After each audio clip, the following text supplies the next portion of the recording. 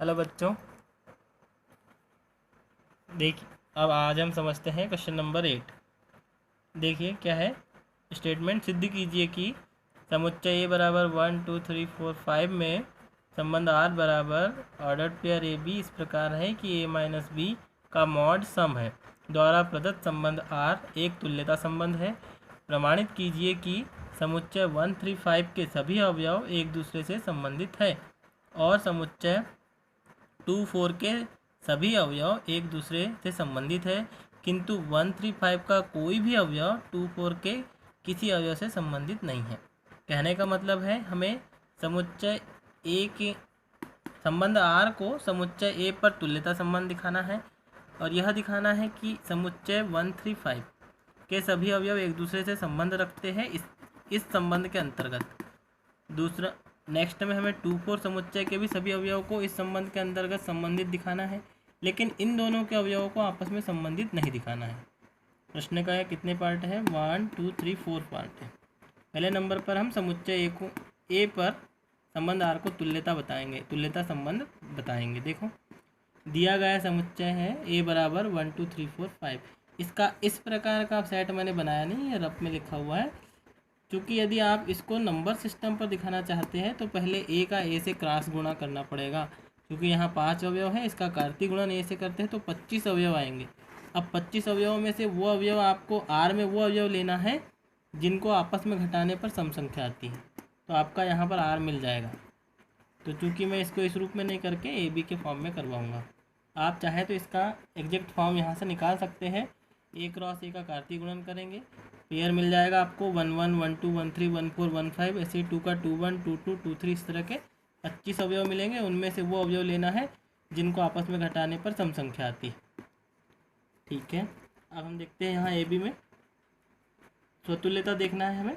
स्वतुल्यता के लिए यहाँ पर बी की जगह पर ए रखना होता है। मान लिया कि for every A belongs to A. अब यहाँ पर हम इसका मॉड लेंगे तो ए माइनस ए निकालने पर कितना आ रहा है? 0। 0 सम संख्या है, क्योंकि यदि ये सम आ जाता है तो इनका पेयर आर के पास आ जाएगा। यहाँ कहा है कि ऐसे पेयर आर के पास आते हैं जिनका अंतर सम है। इसका अंतर सम है, मतलब यहाँ जो पेयर बनेगा इनका ए वो बिलोंग कर जाएगा आर के पास, और ये जो शर्त है स्वतुल्यता की वो सेटिस्फाई हो जाएंगी। संबंध आर स्वतुल्य है। पुनः हम लेते हैं ए के पास के दो अवयव, ए भी बिलोंग करते हैं ए में, इस प्रकार कि उनका अंतर सम है, यानी उनका पेयर बिलोंग करता है आर के पास। पेयर आर के पास बिलोंग करता है, मतलब अंतर निकालने पर मॉड ए माइनस बी का मान सम संख्या आएगा। अब इसमें से मैं माइनस कॉमन निकालूंगा तो ये बी माइनस ए हो जाएगा, क्योंकि माइनस से फर्क नहीं पड़ेगा, ये संख्या भी सम ही रहेगी। जैसे +2 सम है तो -2 भी सम होता है। इस प्रकार यहाँ से मॉड से इसका मॉड माइनस का मॉड लेंगे तो प्लस के बराबर हो जाएगा, तो बी माइनस ए भी एक सम संख्या हो जाएगी। क्योंकि इनका अंतर सम है इसलिए पेयर बनेगा बी ए, तो पेयर बी ए बिलोंग कर जाएगा आर के पास, तो आर सम्मित हो जाएगा। पुनः 3 संख्या मान लेते हैं हम। ए बी सी ए में इस प्रकार है कि इनको मिलाकर बने पेयर ए बी और बी सी आर के पास है। इसका मतलब है ए और बी का अंतर मॉड ए माइनस बी सम संख्या है, बी और सी का अंतर मॉड बी माइनस सी भी सम संख्या है। अब इन दोनों को जोड़ते हैं तो लेफ्ट हैंड साइड में जोड़ने पर इस तरह से आएगा और राइट हैंड साइड में ऐसा आएगा। दो सम संख्याओं का योग भी एक सम संख्या होती है, इसलिए यहाँ सम संख्या आएगा। यहाँ बी से भी कैंसिल होने पर ए माइनस सी बराबर सम संख्या। चूँकि इनका अंतर सम संख्या है तो इनका पेयर ए सी बिलोंग कर जाएगा आर के पास, तो आर संक्रमक हो जाएगा। क्यों? क्योंकि ए बी और बी सी बिलोंग करते हैं आर में, तो यहाँ सिद्ध हो गया ए सी बिलोंग करता है आर में, तो आर संक्रमक है। समुच्चय ए पर परिभाषित संबंध आर स्वतुल्य, सम्मित व संक्रमक है, इसलिए आर एक तुल्यता संबंध है। नेक्स्ट पार्ट 2 में हम सेट 1 3 5 को बी के बराबर मान लेते हैं। हमें यह बताना है कि इसके सभी अवयव एक दूसरे से संबंध रखते हैं। एक दूसरे से संबंध रखने का मतलब है इसके प्रत्येक अवयवों का आपस में अंतर सम होगा। सम होगा तभी तो इस रिलेशन के अंतर्गत संबंधित होंगे। अब देखते हैं, यदि आप चाहो तो 1 3 5 का स्वयं से कार्तीय गुणन निकालेंगे तो पूरे इसके 9 अवयव मिल जाएंगे आपको। इस तरह से निकालना है आपको। यदि निकालते हैं तो 1 3 5 और 1 3 5, तो बी क्रॉस बी। देखो यहाँ से 1 का 1 1 1, फिर 1 के साथ 3 1 3 और 1 5, ऐसे ही 3 1 3 3 और 3 5 और 5 1 और 5 3 और 5 5। अब इनका आपस में अंतर निकाल के देखना आप लोग, तो वो सब इस तरह से आएगा। देखो 1 -1 0, 1 -3 2, 1 -5 4, ऐसे निकाल के देखेंगे। ये मन से लिखे हुए पूरे लिखना आवश्यक नहीं है, यहाँ डैश डैश डैश लगाया हुआ है। प्रत्येक का अंतर देखो, ये सम संख्या है। सम संख्या है मतलब ये सभी आपस में संबंध रखती है। देखो यहाँ से 1 -1 0 आ गया, मतलब क्या हो गया, 1 1 का पेयर किसके पास आ गया, आर के पास। इसी बात को 1 रिलेट करता है 1, ऐसा भी लिखते हैं। ऐसे ही 1 3 का अंतर 2 आ गया, सम संख्या है, मतलब 1 3 का पेयर आर में आ जाएगा, या हम लिखेंगे 1 रिलेट करता है 3 से। ये सभी संख्याएं एक दूसरे से संबंधित है क्योंकि इनका अंतर सम है। ये सिद्ध हो जाएगा कि समुच्चय बी के सभी अवयव आपस में संबंध रखते हैं। अब नेक्स्ट लेते हैं सी बराबर एक समुच्चय 2 4 है। इसके अवयव बनेंगे 2 2 2 4 4 2 और 4 4। इनका अंतर निकालते हैं तो 2 - 2 0, 2 - 4 2, इस प्रकार से इनके भी सभी संख्याओं का अंतर सम आ रहा है, इसलिए ये आपस में संबंध रखते हैं। यहाँ 2 2 का पेयर को हम लिख सकते हैं 2 रिलेट 2, 2 रिलेट 4। यहाँ पर एक डाउट मैं क्लियर करूँगा कि ए का पेयर बिलोंग करता है आर में, का मतलब इसी बात को हम लिखते हैं ए रिलेट करता है ए से। देखते हैं इस प्रकार से सी के समस्त अवयव आपस में संबंधित है। अब नेक्स्ट केस में हमको दिखाना था बी और सी के अवयव आपस में संबंधित नहीं है। देखते हैं, बी में 1 3 5 है और सी में 2 4 है। ये 1 और 2 का पेयर यदि लेते हैं तो 1 2 बनेगा, इसका अंतर निकालने पर 1 आएगा। 1 और 4 का पेयर, इसका अंतर निकालेंगे तो 1 - 4 बराबर 3 आ जाएगा। ऐसे ही 3 का 2 से और 3 का 4 से निकालने पर भी ये देखो अंतर सभी विषम संख्याएं हैं। क्योंकि विषम संख्याएं हैं, हमारी शर्त क्या है, आर के पास भी अवयव आते हैं जिनका अंतर सम होता है। इनका अंतर सम नहीं है इसलिए आर में नहीं आएंगे, यानी यहाँ देखो 1 2 का रिलेशन नहीं है, 1 4 का भी रिलेशन नहीं है, तो इस पर क्रॉस लगा दिया है। यानी ये प्रत्येक अवयव बी के प्रत्येक अवयव सी के किसी भी अवयव से संबंधित नहीं है। सिद्ध हो जाएगा समुच्चय बी व सी के सभी अवयव एक दूसरे से संबंधित नहीं है। ठीक है, यहाँ क्वेश्चन नंबर 8 खत्म होता है। क्वेश्चन नंबर 9 देखेंगे। सिद्ध कीजिए कि समुच्चय ए एक्स बिलोंग करता है जेड में, जहाँ एक्स का मान है, जेड यानी पूर्णांक, एक्स का मान है greater than or equal 0, less than or equal 12। यहाँ हम बोल सकते हैं कि एक्स का मान 0 और 12 के बीच में है। दिए गए निम्नलिखित संबंध आर में से प्रत्येक तुल्यता संबंध है। यहाँ दो प्रकार के संबंध हैं। पहले में आर बराबर set of pair A B such that A mod A minus B 4 का एक गुणज है, और सेकंड में आर बराबर pair of A B such that A equal B. यहाँ से मैं फर्स्ट पार्ट करवाऊंगा, सेकंड आपको होमवर्क में हल करना है। प्रत्येक दशा में एक से संबंधित अवयवों को ज्ञात कीजिए। प्रश्न का मतलब है इस वाले संबंध को हमें तुल्यता संबंध इस सेट ए पे दिखाना है और ए से रिलेशन रखने वाले अवयवों का समुच्चय बनाना है। देखो माना ए बराबर, ये जो सेट दिया गया था ये है, आर बराबर पहली कंडीशन का आर है, तो तुल्यता देखते हैं। मान लेते हैं कि ए बिलोंग करता है ए के पास, इस सेट के पास का है, मतलब उसकी वैल्यू क्या हो सकती है, 0 से लेकर 12 तक कुछ भी हो सकता है ए। स्वयं के साथ अंतर निकालते हैं। देखो हमें यहाँ बी की जगह ए रखना है, तो मॉड ए माइनस ए बराबर कितना आया, 0। 0 4 का गुणज है, क्यों, क्योंकि 4 का गुणा 0 से करने पर 0 आता है, इसलिए 0 4 का गुणज होगा। तो इनका पेयर ए आर के पास आ जाएगा, क्यों, क्योंकि आर के पास ऐसे पेयर आते हैं जिनका अंतर निकालने पर जो संख्या आती है वो 4 का एक गुणज है। यहाँ पर ऐसा सेटिस्फाई हो रहा है, तो ए बिलोंग कर जाएगा आर में। आर सतुल्य है। सेकंड के सम्मिति, माना ए भी बिलोंग करता है ए के लिए, ये वाली कंडीशन लिखना जरूरी नहीं रहती है, यहाँ से लिखेंगे पेयर ए भी बिलोंग करता है आर में, अर्थात आर में बिलोंग करता है मतलब उसका अंतर निकालने पर 4 के गुणज की एक संख्या आ रही है।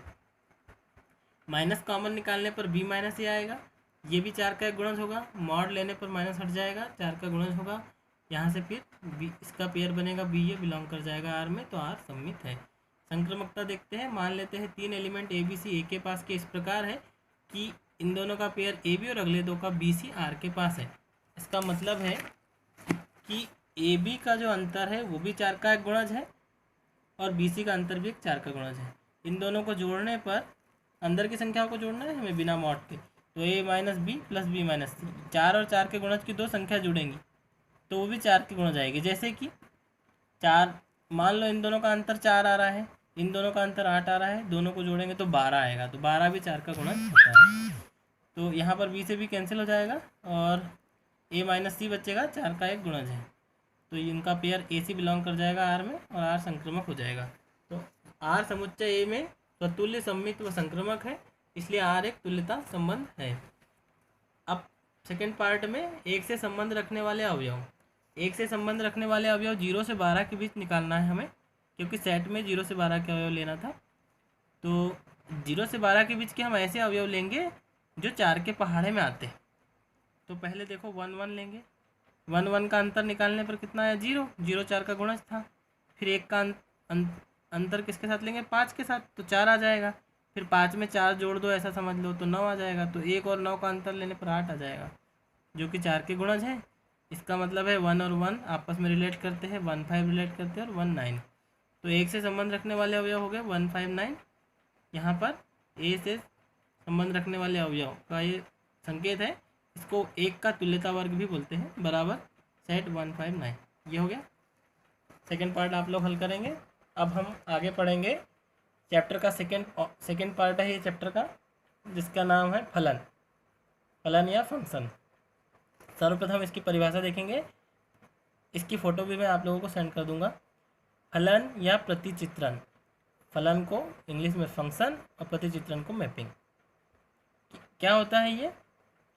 फलन एक ऐसा गणितीय संबंध है, यानी वास्तव में ये भी एक संबंध है, जो किसी अरिक्त समुच्चय ए के प्रत्येक अवयव को किसी समुच्चय बी के अद्वितीय अवयव से संबद्ध करता है। संबद्ध करता है मतलब अभी जो रिलेशन पढ़ा था उस तरह का रिलेशन रखता है। देखो यहाँ अरिक्त समुच्चय इसलिए लिखा जाता है क्योंकि भाई हमें कुछ ए के पास कुछ अवयव चाहिए, तभी जाके वो आपस में संबंध रखेंगे बी से। या दूसरे शब्दों में हम कहें, किसी अरिक्त समुच्चय ए से बी में संबंध एफ फलन कहलाता है यदि वह समुच्चय ए के प्रत्येक अवयव को समुच्चय बी के एक और केवल एक अवयव से संबद्ध करता है।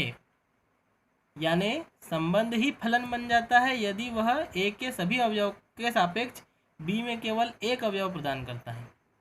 समुच्चय ए से बी में फलन एफ को संकेत एफ सच दैट, ये एफ लिखा हुआ है यहाँ पर, F such that A to B से दर्शाते हैं, जहाँ एफ ए को फलन एफ का प्रांत व समुच्चय बी को सहप्रांत। यहाँ समुच्चय है, समुच्चय ए को फलन एफ का प्रांत व समुच्चय बी को सहप्रांत कहते हैं। देखो यहाँ मैं चित्र के माध्यम से समझाऊंगा। मान लो कोई सेट ए है और सेट बी है जिन पर फलन परिभाषित किया है एफ। मान लो ए के पास अवयव है ए बी सी डी और बी के पास, देखो मान लो इस एफ के अंतर्गत एफ ऑफ ए का मान ए डैश के बराबर है, एफ ऑफ बी का मान बी डैश, एफ ऑफ सी का मान सी डैश और एफ ऑफ डी का मान डी डैश। इधर देखते हैं यहाँ ए को के सापेक्ष यहाँ कितना अवयव मिला है, एक, इसके सापेक्ष भी एक, सी के सापेक्ष भी एक और डी के सापेक्ष भी एक। यानी ए के प्रत्येक अवयव के सापेक्ष बी में केवल एक अवयव मिल रहा है, इसलिए ये जो संबंध है ये कहलाएगा फलन। इधर का जो संपूर्ण सेट है उसको बोलते हैं प्रांत और सेकेंड वाला जो सेट है उसको बोलते हैं सहप्रांत। अब प्रतिबिंब नाम का, प्रतिबिंब क्या चीज़ है, ये एक शब्द आएगा बार बार, प्रतिबिंब यानी एफ ऑफ ए को फलन एफ के अंतर्गत अवयव ए का प्रतिबिंब या इमेज कहते हैं। मैं बार बार इमेज कहूँगा, तो प्रतिबिंब को ही इमेज कहते हैं। पूर्व प्रतिबिंब, रिवर्स इमेज, पूर्व प्रतिबिंब या रिवर्स इमेज, ए को फलन एफ के अंतर्गत एफ ऑफ ए का पूर्व प्रतिबिंब कहते हैं। ठीक है, एक एग्जाम्पल देखेंगे हम। यहाँ पर हमने ए बी से समझाया था, इसमें डाउट क्लियर करने, इसमें कुछ डाउट हो सकता है आप लोगों को, मैं नंबर सिस्टम से समझाऊंगा। देख लेते हैं, मान लेते हैं एक सेट लेते हैं ए बराबर 1 2 3 4, सेट बी बराबर लेते हैं 1 2 3 4 5 6 और फलन अपने मन से परिभाषित करते हैं एफ एक्स बराबर एक्स प्लस 1। यानी फलन क्या करता है, एक्स को एक्स प्लस 1 में कन्वर्ट कर देता है, एक जोड़ देता है। अब x के मान हमें कहाँ से लेना रहता है, पहले नंबर के सेट से। तो यहाँ पर हम x के प्लेस पर 1 2 3 4 रखेंगे। देखो 1 रखने पर यहाँ 1 + 1 2, 2 रखने पर 2 + 1 3, 3 रखने पर 3 + 1 4, 4 रखने पर 4 + 1 5। देखते हैं यहाँ पर f सेट ए से बी में डिफाइन कर रहा है। ए की वैल्यू हमारे पास है 1 2 3 4, बी की वैल्यू है 1 2 3 4 5 6। तो अब देखो 1 की इमेज जो है एफ ऑफ 1 का मान कितना है 2, यानी 1 रिलेट कर रहा है 2 से, 2 का मान एफ ऑफ 2 का मान 3 है, एफ ऑफ 3 का मान 4, एफ ऑफ 4 का मान है 5। तो ये सब 1 एफ ऑफ 1 यानी 1 की इमेज का मान है। अब ये पूरा जो सेट है ये प्रांत कहलाएगा, और ये पूरा जो सेट है जिसमें ये 1 2 3 4 5 6 है ये सह प्रांत है। अब इसमें से ये जो इमेज वाला जो समुच्चय है अंदर का जितना वाला, जिसमें 2 3 4 5 आ रहा है, ये परिसर कहलाता है। ये 3 टर्मिनोलॉजी यहाँ पर, प्रांत, सहप्रांत और परिसर। ध्यान से समझना है आपको यहाँ पर कि यदि f जो है वो a से b में परिभाषित है तो ये वाला जो सेट a है पहले नंबर का वो प्रांत कहलाता है, दूसरे नंबर का सहप्रांत कहलाता है। अब सहप्रांत के अंदर जो इमेज का समुच्चय रहता है वो परिसर कहलाता है। तो वास्तव में परिसर जो है ये सहप्रांत का उपसमुच्चय होता है, और बहुत सारी परिस्थिति में दोनों इक्वल भी हो जाएंगे। देखते हैं अब यहाँ फलन का प्रांत, सहप्रांत एवं परिसर, domain, codomain and range of function देख लेते हैं। माना फलन f such that a to b, यानी फलन f समुच्चय a से b में परिभाषित है, तब समुच्चय a को फलन f का प्रांत या डोमेन कहते हैं, समुच्चय b को फलन f का सहप्रांत या कोडोमेन कहते हैं। अब फलन f के अंतर्गत समुच्चय a के अवयवों की प्रतिबिंबों का समुच्चय f ऑफ a को फलन f का परिसर कहते हैं। जैसे मैंने यहाँ पर समझाया कि संपूर्ण समुच्चय a प्रांत है, संपूर्ण समुच्चय b सहप्रांत है, और इमेज के समुच्चय कौन से एफ ऑफ 1 का मान, एफ ऑफ 2 का मान, 3 का मान, 4 का मान, यानी क्या आएगा 2 3 4 और 5, ये जो सेट रहेगा अंदर का ये कहलाएगा परिसर। ठीक है। अब यहाँ पर चित्र की सहायता से मैं कुछ डाउट्स क्लियर करूँगा आपके। चित्र की सहायता से फलन की पहचान करना। अब यहाँ हम पहचान करेंगे कि ये जो संबंध है फलन है या नहीं। इस वाले चित्र में देखते हैं फलन f a से b में परिभाषित है, a में अवयव a b c और b में a dash b dash c dash और d डैश है। देखो यहाँ फलन f क्या कर रहा है, a को a डैश से संबंध कर रहा है और b डैश से, यानी a को कितने अवयव से संबंध कर रहा है, b में कितने अवयव मिल रहे हैं यहाँ पर 2 अवयव। और परिभाषा क्या बोल रही थी कि b के एक और केवल एक अवयव से संबंध करता है, और ये कितने से कर रहा है 2 से, इसलिए ये फलन, ये जो संबंध f है ये फलन होगा क्या, ये फलन नहीं होगा। ऐसे ही सेकंड चित्र में देखेंगे, यहाँ सेट a का, इस a के अवयव a b c d e और इधर a dash b dash c dash d dash और e डैश है। देखो यहाँ a के सापेक्ष a, b के सापेक्ष भी a डैश और c के सापेक्ष भी a डैश, d के सापेक्ष c डैश और e के सापेक्ष है d डैश। देखो a की कितनी इमेज है, केवल एक इमेज है, b की भी एक ही इमेज है और c की भी एक ही इमेज है, यानी इसके सापेक्ष भी यहाँ एक ही अवयव है, b के सापेक्ष भी एक ही अवयव है और c के सापेक्ष भी एक ही अवयव है। ऐसे d के सापेक्ष भी एक है और e के सापेक्ष भी एक है, तो ये फलन है। यानी इधर के 2 3 4 सभी अवयव किसी एक पर मैप हो सकते हैं, लेकिन इधर का एक अवयव इधर के 2 अवयव पर मैप नहीं हो सकता, जैसे ये 2 अवयव। यदि ऐसा हुआ तो ये संबंध फलन नहीं कहलाएगा, ये फलन नहीं है, जबकि ये फलन है। यानी a के प्रत्येक अवयव के लिए b में एक ही अवयव मिलना चाहिए। तो यहाँ देख लो a के भी लिए एक ही मिल रहा है, क्योंकि b के लिए भी एक ही मिल रहा है। ऐसा है कि तीनों की इमेज सेम है, ये संबंध है। इस प्रकार के संबंध को बोलते हैं बहु एक फलन, फलन को बोलते हैं बहु एक फलन, बहु एक फलन या many one mapping, many one mapping, mapping यानी प्रतिचित्रण, बहु एक फलन, बहु एक फलन। नेक्स्ट देखते हैं, इसमें देखो f a से b में परिभाषित है, यहाँ देखो a को a डैश से मैप कर रहा, b को b डैश से, c को c डैश से और d को d डैश से। प्रत्येक अवयव के सापेक्ष सेट b में एक ही अवयव मिल रहे हैं, मतलब ये फलन है। और देखो एक अवयव की एक ही इमेज है, यहाँ पर 3 अवयव की एक इमेज थी, यानी एक से ज़्यादा की एक मैपिंग, यानी बहु एक फलन। यहाँ पर एक एक मैपिंग है तो इसको बोलते हैं एक एक फलन, एक एक फलन या 1-1 मैपिंग या फंक्शन। ठीक है, इसमें कोई डाउट है तो आप मुझे कॉल करके पूछ लें। Thank you.